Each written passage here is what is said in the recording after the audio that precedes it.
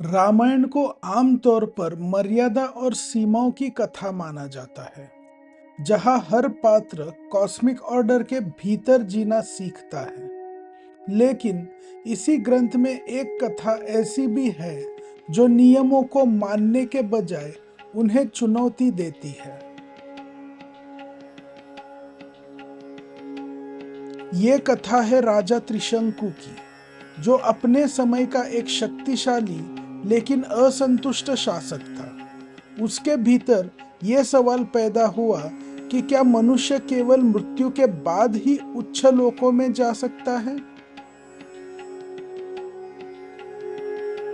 त्रिशंकु ने वो प्रश्न पूछा जो किसी ने पहले नहीं पूछा था। उसने मोक्ष या अगले जन्म की बात नहीं की, बल्कि जीवित शरीर के साथ स्वर्ग में प्रवेश की इच्छा प्रकट की।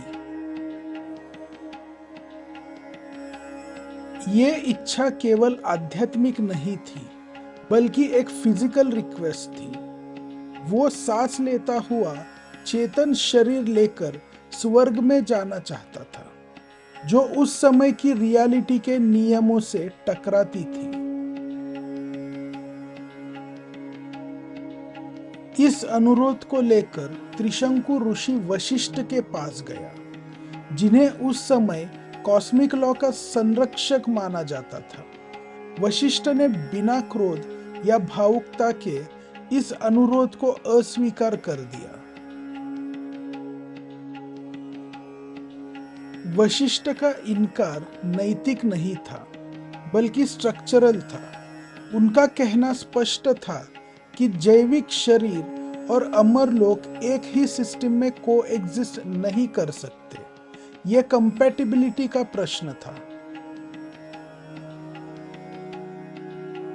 त्रिशंकु ने इस उत्तर को स्वीकार नहीं किया।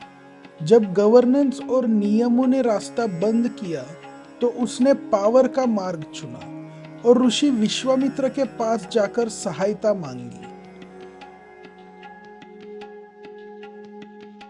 विश्वामित्र उस समय केवल ऋषि नहीं थे, बल्कि अथॉरिटी को चुनौती देने वाले तपस्वी थे। उनका विश्वास था कि यदि सिस्टम अनुमति नहीं देता, तो तपस्या से उसे फोर्स किया जा सकता है। यज्ञ और तपस्या के माध्यम से एक असाधारण घटना घटी।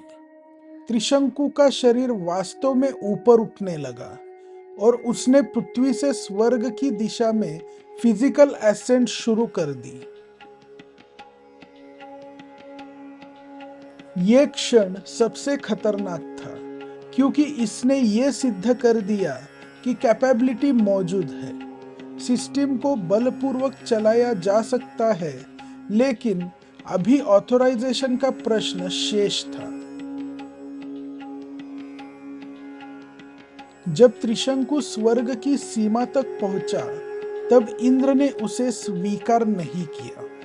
यह कोई दंड नहीं था, बल्कि एक्सेस कंट्रोल था, जहां एग्जीक्यूशन सफल था, लेकिन परमिशन असफल रही।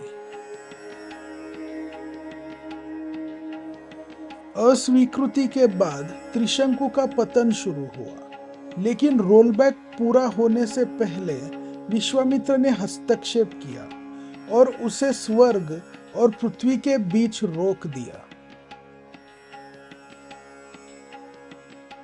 ये अवस्था न कोई लोक थी और न कोई दंड। त्रिशंकु जीवित और चेतन था, लेकिन किसी भी रेल्म का हिस्सा नहीं था।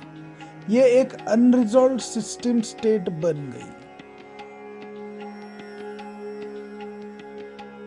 विश्वामित्र ने समाधान के रूप में एक समानांतर स्वर्ग रचने का प्रयास किया, लेकिन यह व्यवस्था स्थिर नहीं हो सकी, क्योंकि इसमें यूनिवर्सल कंसेंसस और शेयर्ड अथॉरिटी का अभाव था।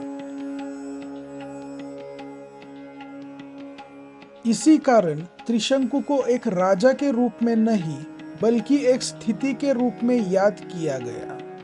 त्रिशंकु कंडीशन हमें याद दिलाती है कि शक्ति से सिस्टम चल सकता है, पर जिम्मेदारी के बिना वो टिकता नहीं।